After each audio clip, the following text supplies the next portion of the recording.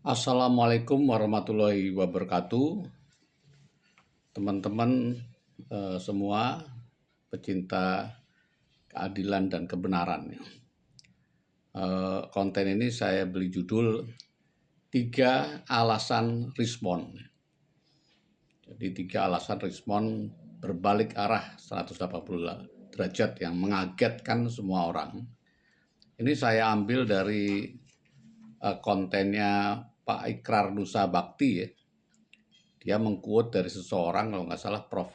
Luansa ya, yang menganalisis ada 3 yang disebut dengan trilema respon. Saya setuju sebagiannya ya, tapi saya juga punya analisis sendiri.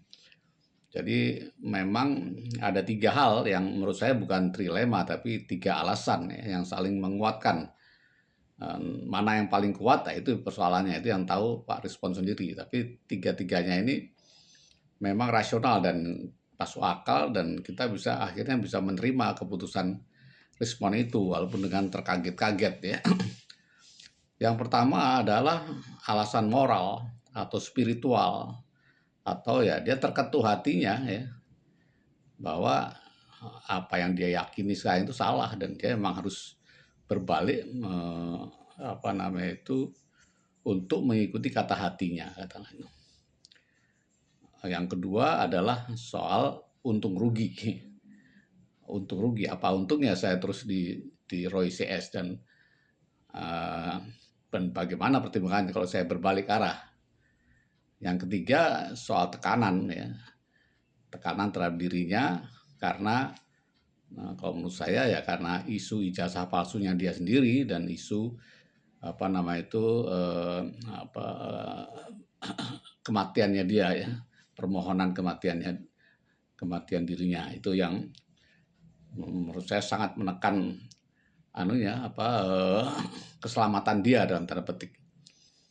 Nah, jadi yang pertama, kalau memang itu benar ya, saya sendiri menganggap Respon adalah seorang yang pemberani ya, positifnya ya, pemberani dan menurut saya sih jujur ya. Dia berbalik itu karena kejujurannya sebetulnya. Jadi memang dia seorang pembenci Jokowi awalnya ya, kemudian dia melihat celah, makanya bergabung dengan Roy Suryo. Nah, dia bisa dipengaruhi oleh Roy Suryo bahwa memang Jokowi itu nggak punya ijazah, Jokowi itu palsu, karena banyak fakta-fakta, bukti-bukti yang membuat dia yakin, ya dia ingin membantu dengan ilmunya. Ketika dia lihat menganalisis ijazah Jokowi yang ada di medsos yang diupload oleh Dian Sandi, dia kutik-kutik, kayaknya ini memang betul saya bisa menguatkan dan membantu Roy Suryo. Itulah sebabnya dia terus terjun langsung untuk meneliti. Dia menemui Pak Kasmujo, dia ke perpustakaan, dia ke lokasi KKN dan sebagainya, yang mungkin menurut saya membuat dia makin ragu. Ini Roy Suryo ini bener apa enggak? Nah, Roy Suryo selalu bilang itu pasti palsu. Nah, puncaknya ketika dia melihat dengan mata kepala sendiri ijazah Jokowi itu pada saat gelar perkara khusus ya. Nah, dia tapi masih bertahan waktu itu ya, tapi saya yakin dia sudah sangat ragu. Jadi kalau saya ibaratkan, Rismon ini seperti Umar bin Khattab yang membenci Nabi, ya, tapi jangan diartikan bahwa saya membela dia seolah dia seperti itu ya. Tapi bagaimana orang yang membenci ya, karena keyakinannya berubah karena suatu peristiwa. Kalau Umar bin Khattab kan ketika dia mau membunuh Nabi, dikasih tahu sama sahabat Nabi, ponakanmu sendiri itu masuk Islam. Wah, makin marah dia. Ditampar ponakannya itu. Coba tunjukkan ayat mana. Ketika si ponakan itu membacakan ayat, luruh hatinya. Dikabarkan dia nggak bisa bangun dan jatuh semua sendi-sendinya. Saya mau masuk Islam. Itu contohnya. Ini orang yang sebetulnya punya komitmen terhadap kebenaran sebenarnya. Mungkin itu yang paling kuat ya dalam diri Respon, sehingga dia bisa berbalik ya alasannya. Kemudian alasan yang kedua ya untung rugi. Kalau saya terus bertahan bersama Roy Suryo, apakah saya bisa selamat nantinya? Bukankah tuntutannya besar sekali? Apalagi, nah itu yang faktor ketiga, apalagi isu rumornya sudah semakin kencang bahwa ijazah dia di Yamaguchi itu palsu dan dia pernah membuat surat kematian untuk apa eh, untuk menghindari pembayaran denda atau pembayaran pengembalian uang beasiswa. Itu sangat logis sekali. Jadi saya akan makin terpuruk kalau saya terus berada di bawah di belakang Roy Suryo yang semakin lemah ya, semakin lemah Roy Suryo ini.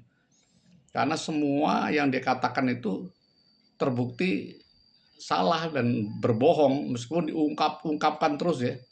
Mulai dari SMK, SMA 6 itu, KKN, Kasmujo, kan semua itu makin lemah. Tidak ada bukti-bukti yang menguatkan itu. Tapi memang disuarakan terus, jadi seolah-olah benar ya. Tapi Rismon kan ke tempat KKN, ternyata emang ada KKN, ada yang tahu Jokowi. Ke perpustakaan, ini yang lain juga nggak ada tanda tangannya. Dan sebagainya, banyak hal yang membuat Rismon menjadi ragu. Jadi kesimpulannya memang 3 hal ini yang akhirnya saya merasa wajar, logik, dan nah nanti kita lihat kalau memang dia seperti Umar bin Khattab, maka dia akan membela Pak Jokowi habis-habisan. Ya.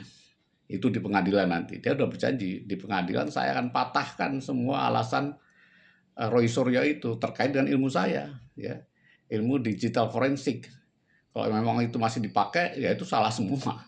Karena penelitian saya bisa jelaskan secara ilmiah bahwa semua itu keliru, bahwa ijazah Jokowi memang benar-benar asli.